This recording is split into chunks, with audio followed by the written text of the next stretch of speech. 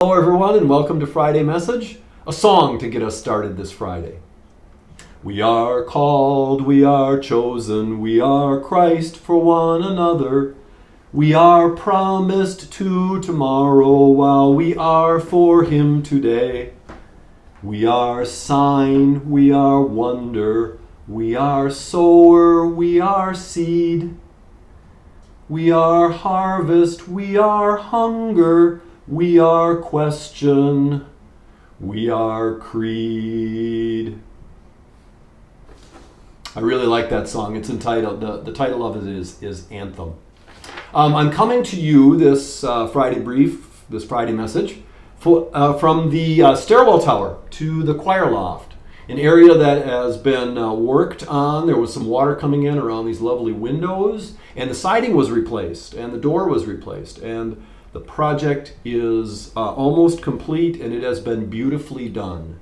And we can continue to be grateful to Dr. Dick and Barbara Schilling for the generous gift that enables us to continue to do this kind of good work at St. Michael's. We are called, we are chosen, we are Christ for one another. This Sunday's gospel is the call story from Luke, the Gospel of Luke. Call stories appear in all four of the Gospels, and they're a little different in each of the four Gospels. And Luke's call story is, for me, particularly inspiring and compelling and rich. There are aspects of it that are unique and can inspire us to hear Jesus's call in new and different ways.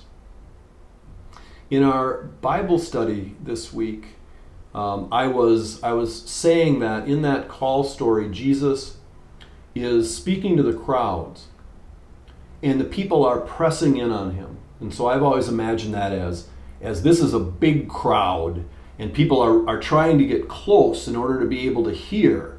And there's excitement in that crowd. They're really inspired by what they're hearing, and they're really excited about it, and they just want to get closer so they don't miss a word.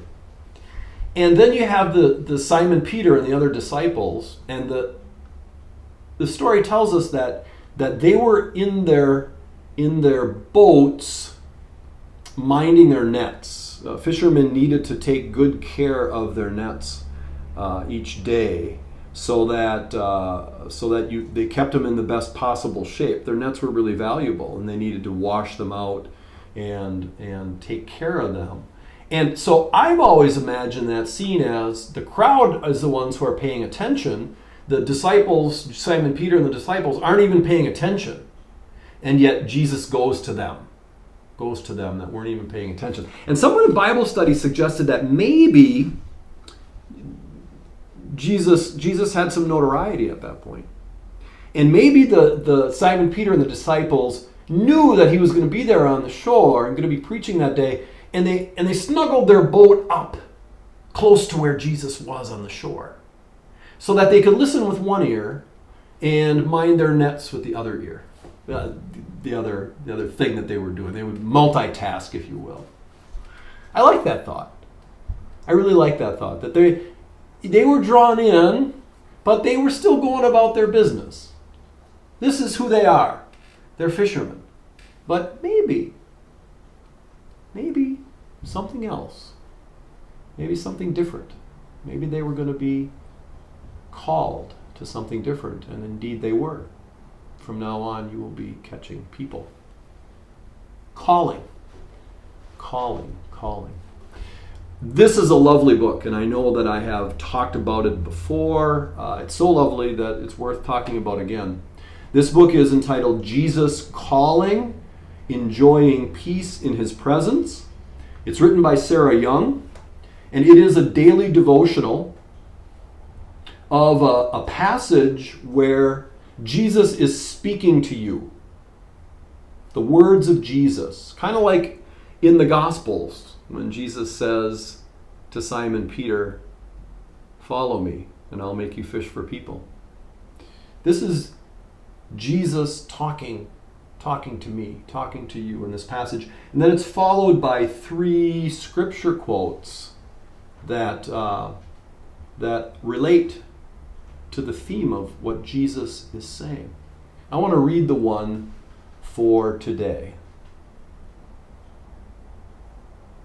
I am with you and for you. You face nothing alone. Nothing. When you feel anxious, know that you are focusing on the visible world and leaving me out of the picture. The remedy is simple.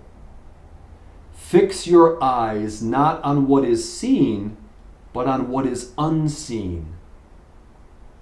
Verbalize your trust in me, the living one who sees you always.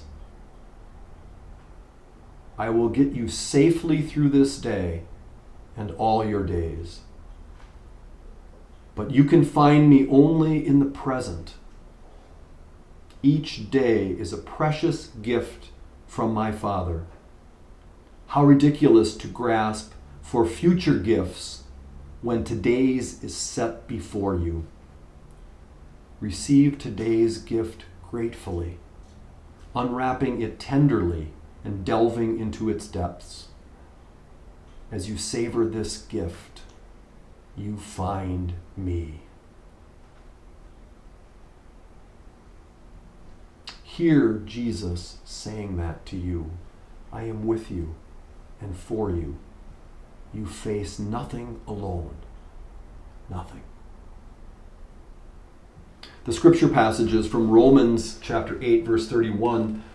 What then shall we say in response to this? If God is for us, who can be against us? And from 2 Corinthians 4, verse 18, so we fix our eyes not on what is seen, but on what is unseen.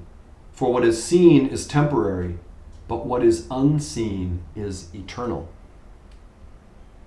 And from Genesis in the 16th chapter, so she called the name of the Lord who spoke to her. You are a God of seeing. For she said, have I not even here in the wilderness looked upon him who sees me and lived?